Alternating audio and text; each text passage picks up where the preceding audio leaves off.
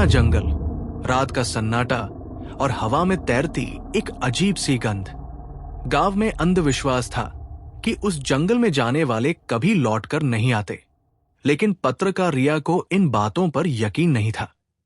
उसे ये किसी गिरोह की साजिश लगी। वो इस रहस्य को उजागर करने के लिए जंगल में गई, लेकिन उसे नहीं पता था कि वो अंधेरे का शिकार बनने वाली थी। हमेशा के लिए गांव में हर शाम सूरज ढलते ही लोग अपने दरवाजे बंद कर लेते थे। किसी को भी रात में बाहर निकलने की इजाजत नहीं थी। गांव के बुजुर्ग रिया को चेतावनी देते हैं, बिटिया, उस जंगल में मत जाना। वहां जो गया वो कभी लौट कर नहीं आया। बाबा, ये सब अंधविश्वास है। मैं सिर्फ एक रिपोर्ट बनाने जा रही हूँ। रिया गांव वालों की बातों को नजरअंदाज कर देती है। रिया रात के अंधेरे में अकेली जंगल में दाखिल होती है। घना अंधेरा, सिर पर घुमड़ते काले बादल और ठंडी हवा का झोंका उसे विचलित करता है, लेकिन वो अपने कैमरे को ऑन करती है। जैसे जैसे वो अंदर बढ़ती जाती है, उसके चारों तरफ की आवाजें धीमी होती जाती हैं। हवा में सड़ांध भरी गंध थी, जैसे सड़े हुए मांस की। फिर अचानक उसे दूर पेड़ के पीछे एक परछाई दिखती है। रिया, कौन है वहाँ पर? लेकिन कोई जवाब नहीं आता। रिया आगे बढ़ती है, तभी उसे पास की झाड़ियों में हलचल महसूस होती है। जब वो कैमरा उस ओर घुमाती है तो वहां कोई नहीं होता, लेकिन जैसे ही वो पीछे मुड़ती है, एक विकृत चेहरा उसके कैमरे में झलकता है। गले में गहरे कट के निशान, आंखों से खून टपकता हुआ और मुंह से सड़ी हुई मांस की बदबू आ रही थी। रिया डरकर पीछे हटती है, लेकिन वो चेहरा अचानक गायब हो जाता है। रिया को लगने लगा कि कोई उसके पीछे पीछे चल रहा है। उसे अपने कंधे पर किसी के ठंडे हाथ का स्पर्श महसूस होता है। वो घबरा कर पलटती है, लेकिन वहां कोई नहीं होता। वो तेजी से भागने लगती है। अचानक उसे एक घर दिखाई देता है। ये घर टूटा फूटा और जर्जर था।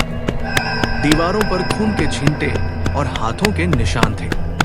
रिया अंदर जाती है। जैसे ही वो दरवाजा बंद करती है, वो देखती है कि दीवार पर किसी ने खून से लिखा है, तुम भी हमारी तरह यहाँ फंस जाओगी।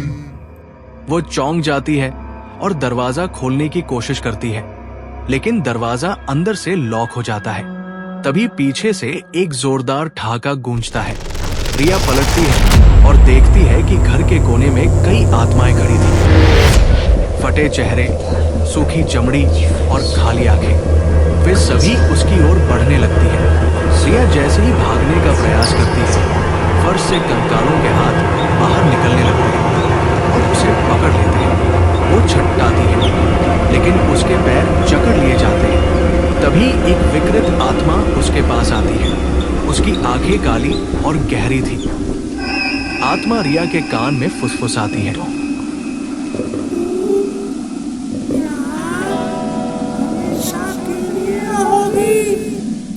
रिया चीखती है, लेकिन उसकी आवाज सुनने वाला कोई नहीं था। तभी उसके कैमरे का लेंस बंद हो जाता है और रिकॉर्डिंग खत्म हो जाती है।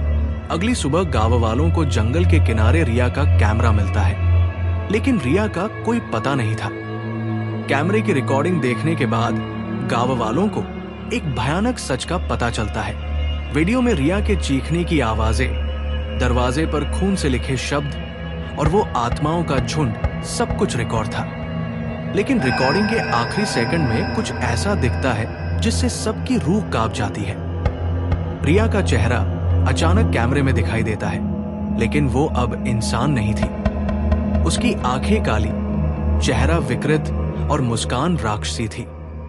गांव वाले जब जंगल में दोबारा जाने की हिम्मत जुटाते हैं, तो उन्हें वहां रिया की लाश नहीं, बल्कि एक नई आत्मा दिखती है। वो आत्मा रिया की थी, जो अब जंगल का हिस्सा बन चुकी थी। अब जो भी उस जंगल में जाता, रिया उसे शिकार बना लेती थी। अब तुम भी यहाँ फंस चुके हो, हमेशा के लिए। सब्सक्राइब करके जाओ।